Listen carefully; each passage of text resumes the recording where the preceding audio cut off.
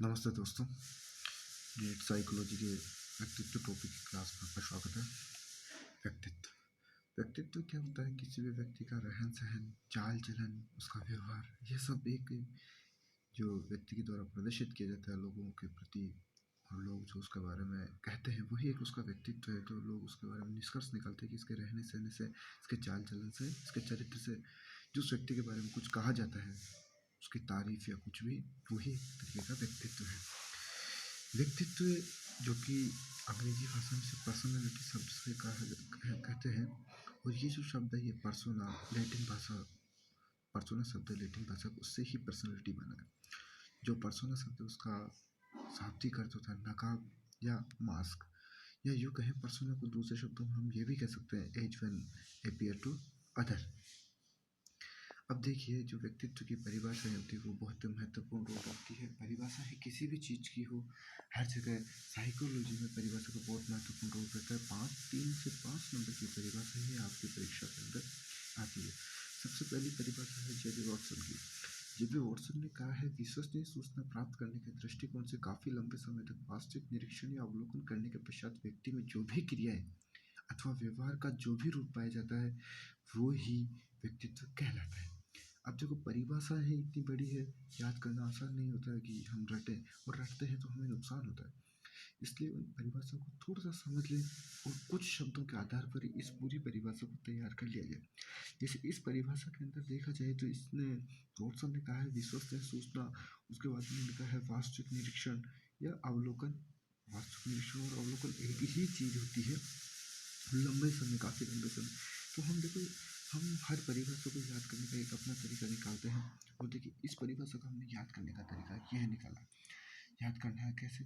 अगर विश्वास नहीं होगा और वास्तविकता पता नहीं होगी तो वाट लग जाएगी, चाहे जो भी हो। और ये हकीकत बात भी है। अगर आपको किसी व्यक्ति के ऊपर विश्वास नहीं है, उसकी वास्तविकता का पता नहीं हो रहा, आप उससे लंबे समय से उसके साथ मिलते जुलते हो, तो आपकी पक्की बात है आपकी वाट लग जाएगी। अब यहाँ विश्वास है, हमें ऊपर वाले शब्द से मिल गया, विश्वसनीय सूचना, वास्तविकता का पता नहीं होगा, वास्तविक निरीक्षण से मिल गया, और वाट लग जाएगी। वाट लग जाएगी मतलब, वाट का मतलब है व्हाट्सअप, वाट का मतलब है व्हाट्सअप। इसी ही प्रकार से दूसरा, मार्टन प्रिंस ने कहा है, व्यक्तित्व व्यक्ति की सभी प्रकार की जन्मजात प्रकृति, आवेगों, प्रवृत्तियों, इच्छाओं, मूल प्रवृत्तियों और अनुभवों के आधार पर अर्जित बातों का योग है।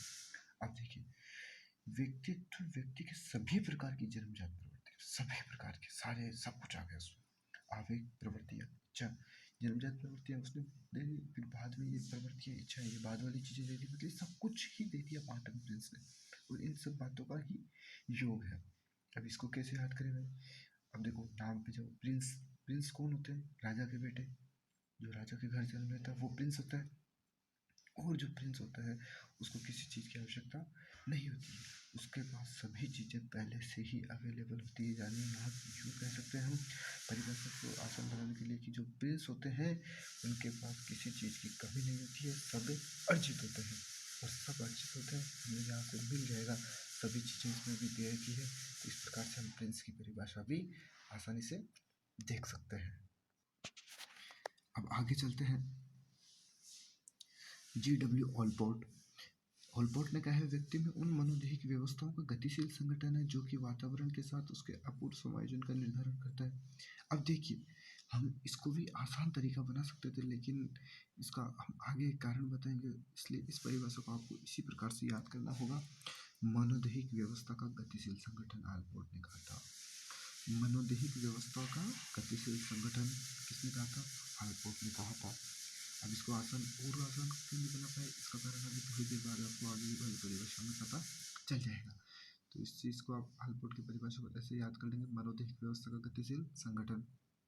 उसके बाद अगली परिभाषा है केटल की, आरवी केटल ने कहा है, व्यक्तित्व वह है जिसके द्वारा हम यह भविष्यवाणी कर सकते हैं कि कोई व्यक्ति किस परिस्थिति में क्या करेगा, कोई व्यक्ति किस परिस्थिति में क्या करेगा। अब आओ साहब, याद करनी है। केटल से एक शब्द निकलता है केटली, जो कि हम दैनिक यूज में लेते हैं, अब अपने उपयोग का शब्द है। केतली में हम क्या रखते हैं, या तो दूध या चाय या पानी। तो हम केतली को देख के समझ जाते हैं कि इसमें या तो दूध होगा या पानी या चाय, और हम बता देते हैं कि इसमें से यह निकलेगा। बता दो कि मतलब फ्यूचर के बारे में बता देते हैं केटल क्या करता है, भविष्यवाणी को बताता है, मतलब आप खुद भविष्य देख सकते हो। केतली को देख के आपने ये बता दिया कि इसमें दूध है या पानी, मतलब आपने भविष्य देख लिया। और केतल क्या कहता है, खुद यही जो कहता है भविष्य।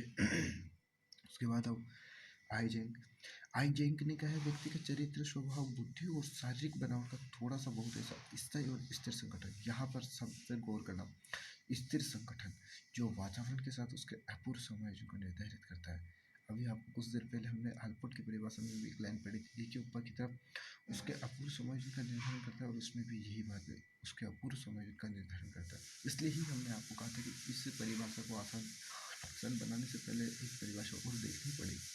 अब देखिए, ऊपर वाले आलपोर्ट ने कहा था मनोदैहिक व्यवस्था का गतिशील संगठन, और इसमें कहा जाएगा चरित्र, स्वभाव, बुद्धि का स्थिर संगठन। वो गतिशील संगठन का अपूर्व समायोजन, यह है स्थिर संगठन का स्थिर संगठन का स्थिर संगठन का अपूर्व संयोजन है।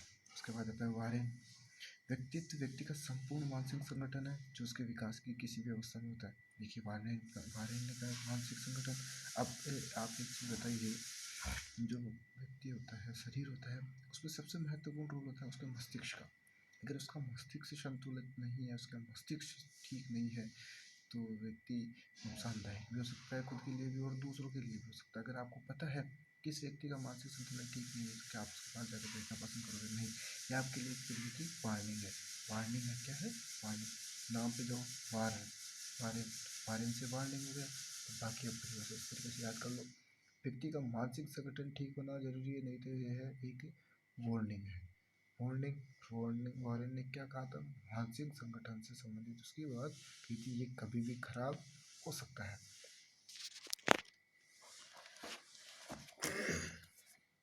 आगे आइए, एम एन मन। व्यक्तित्व की परिभाषा उस अति विशेषतापूर्ण संगठन के रूप में की जा सकती है जिसमें व्यक्ति की संरचना, व्यवहार के ढंग, रुचियां, अभिवृत्तियां, क्षमताएं, योग्यताएं सम्मिलित हो। अब देखिए परिभाषा ये भी बहुत टाइट है, लेकिन इसमें नीचे वाली लाइन पर गौर करिए, जिसमें व्यक्ति की संरचना, व्यवहार के ढंग, रुचियां, अभिवृत्तियां, क्षमताएं, योग्यताएं सम्मिलित हो। अब हमें तो याद करना है, चाहे कुछ भी हो। व्यक्ति का नाम क्या है? मन।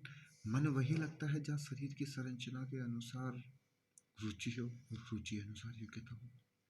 इसमें भी यही तो बात थी, संरचना, रुचियां, योग्यताएं, और कहा किसने था? मन ने। बस इतना ही हमें हिंट चाहिए, बाकी परिभाषा अपने आप दिमाग में क्लिक कर जाएगी। एक बार दो बार आप उसे ध्यान से पढ़ोगे तो। उसके बाद आते हैं रेक्स रोक। रोक ने कहा व्यक्तित्व समाज द्वारा मान्य तथा अमान्य गुणों का संतुलन है। रोक ने कहा व्यक्तित्व समाज द्वारा मान्य तथा अमान्य गुणों का संतुलन है।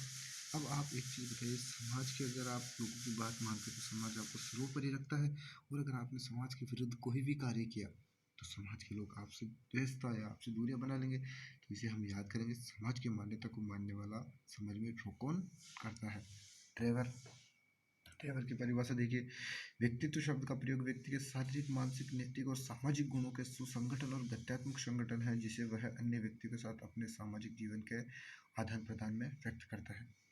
शब्दों पे जो मानसिक, सामाजिक, नैतिक और सामाजिक, ये शारीरिक, ये सभी गुण आ गए, मतलब हर प्रकार का गुण आ गया। सुसंगठन और गत्यात्मक। गत्यात्मक तो हम गति से जान सकते हैं, गति से गति मान लेंगे। गत्यात्मकता क्या है? गति है। अन्य व्यक्ति जो बाकी सारे समाज के। अब इसे याद कैसे करेंगे? ड्राइवर से याद आया, ड्राइवर निकाल सकते हैं, ड्राइवर का नाम ड्राइवर। ड्राइवर में सभी गुणों में निपुण हो जाता है। देखिए सभी गुण कैसे? जैसे शारीरिक, मानसिक, नैतिक और सामाजिक ऊपर देखा था, इसलिए हमने उसको सभी गुण कहा था। अगर ड्राइवर सभी गुणों में निपुण हो जाता है तो गति से गाड़ी चला लेता है, और अन्य लोग, इसमें लिखा हुआ है अन्य व्यक्ति, अन्य लोगों को लाने ले जाने में भी समय व्यक्त करता है। आदान प्रदान। आदान प्रदान क्या होगा? लाना और ले जाना। ड्राइवर की परिभाषा आसानी से आपको याद हो जाएगी। उसके बाद आते हैं वुडवर्थ। वुडवर्थ ने क्या कहा? व्यक्तित्व व्यक्ति के व्यवहार के संपूर्ण गुणात्मकता है। व्यक्तित्व व्यक्ति के व्यवहार की संपूर्ण गुणात्मकता। परिभाषा ही छोटी है, इसे आप एक लाइन में आराम से याद कर सकते हो, लेकिन फिर भी हमने इसका थोड़ा सा सॉल्यूशन निकाला है। वुड को गुड बोल के गुड वर्क एंड गुण, गुड वर्क एंड गुण, गुड वर्क एंड गुण, इतना ही है। वैलेंटाइन। वैलेंटाइन ने कहा जन्मजात व अर्जित प्रवृत्तियों का ही योग होता है। कौन? वैलेंटाइन। ये व्यक्तित्व होता है। वैलेंटाइन ने कहा था जन्मजात व अर्जित प्रवृत्तियों का ही योग होता है व्यक्तित्व। ही किसने कहा था? वैलेंटाइन।